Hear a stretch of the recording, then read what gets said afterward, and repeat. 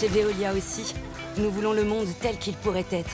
La transformation écologique, c'est notre raison d'être. Jérémy Claudel, bonsoir. Bonsoir. On parle de transition écologique, mais Veolia, c'est aussi la transmission et c'est aussi l'intergénération en entreprise. Qu'est-ce que ça vous évoque chez Veolia ? Alors, comment vous vous impliquez dans cette thématique ? Tout d'abord, vous dire que nous sommes très heureux, très fiers d'être parmi vous aujourd'hui et partenaires, parce que finalement, ces thématiques rejoignent tout à fait, je dirais, les valeurs fondamentales de notre groupe. Et donc, dans ce cadre, on est très heureux d'accompagner cette dynamique et d'y contribuer à notre mesure. Voilà. Et pour ce qui concerne cette thématique de transmission intergénérationnelle, eh bien, pour le coup, tout d'abord, nous avons des dispositifs de formation continue qui nous permettent, à travers des dispositifs qui sont, je dirais, accompagnés avec les instances représentatives du personnel, nous permettent de constater des parcours de très beaux parcours, hein, de reapers, d'opérateurs de type chauffeur, à des managers, à des dirigeants de l'entreprise. On a aussi l'alternance qui est très mise en avant chez Veolia. On a plus de 5% d'alternants parmi nos effectifs. Donc, à travers ce dispositif d'alternance aussi, le tutorat qui permet de mettre en avant la transmission par les experts, les seniors au sein de l'entreprise. Aussi, il faut savoir que Veolia, c'est une entreprise qui est très décentralisée, donc avec des managers de proximité, et ces managers de proximité, pour le coup, travaillent avec, je dirais, les partenaires institutionnels locaux pour voilà, travailler sur ces aspects.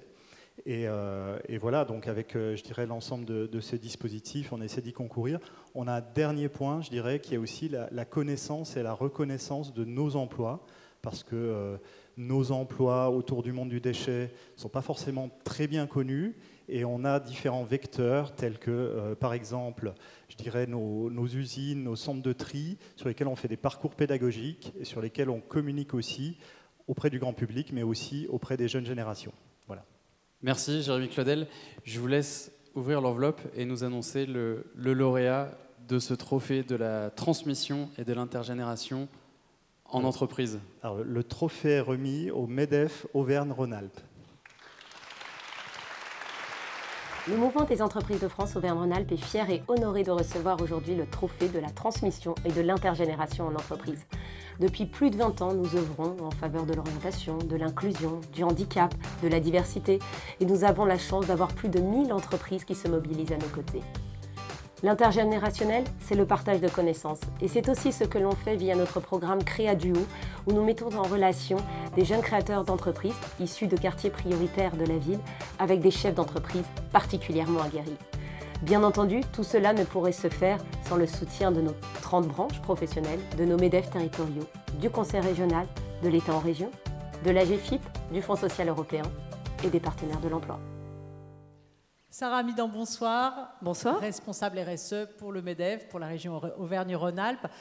Pourquoi est-ce qu'on se rapproche du MEDEF quand on a un problème de transmission comme ça d'entreprise ou d'intergénération ?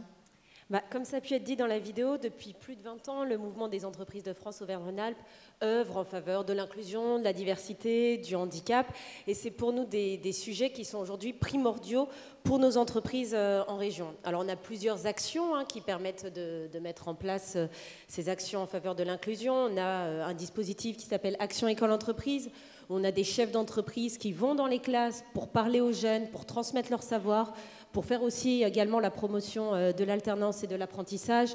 On a nos actions handicap avec notamment le soutien de l'AGFIP, où là on va avoir des parrainages entre des chefs d'entreprise et des travailleurs en situation de handicap. On a un dispositif qui s'appelle la caravane de l'emploi, qui va permettre à des jeunes très éloignés du marché de l'emploi d'être coachés par des chefs d'entreprise et des DRH. Et on a également notre programme Créaduo qui permet à des jeunes créateurs d'entreprises issus de quartiers prioritaires de la ville d'être parrainés par des chefs d'entreprise très aguerris. Voilà. Alors, quelles sont les difficultés les plus récurrentes auxquelles un dirigeant doit faire face quand il transmet son entreprise, en plus quand tout ça est dans la famille, quand on lave son linge sale en famille, est-ce que c'est plus compliqué? Est-ce que vous répondez aux questionnements? Dans le cadre des entreprises familiales, vous voulez dire? Oui, tout à fait. C'est un sujet qui nous tient d'ailleurs particulièrement à cœur, puisqu'on prend part à un projet européen qui s'appelle Support Family Business et qui encourage les entreprises familiales à se développer. Et donc les difficultés pour ces entreprises familiales, elles sont très particulières pour un chef d'entreprise qui décide de céder son entreprise à son fils ou à sa fille. Il va accepter de laisser finalement son autorité et ça peut créer un bouleversement, positif comme négatif, mais un bouleversement quand même au sein de l'entreprise. Et puis d'une génération à l'autre, les pratiques ne sont pas les mêmes, les pratiques managériales, les outils utilisés. Donc tout ça, ça nécessite aussi un accompagnement, mais le partage et la transmission entre générations est toujours positif pour ces entreprises familiales. Merci beaucoup Sarah Amidon. Je vous laisse recevoir votre trophée. Merci beaucoup. Voilà, on récupère vos micros et on vous laisse passer au photocall.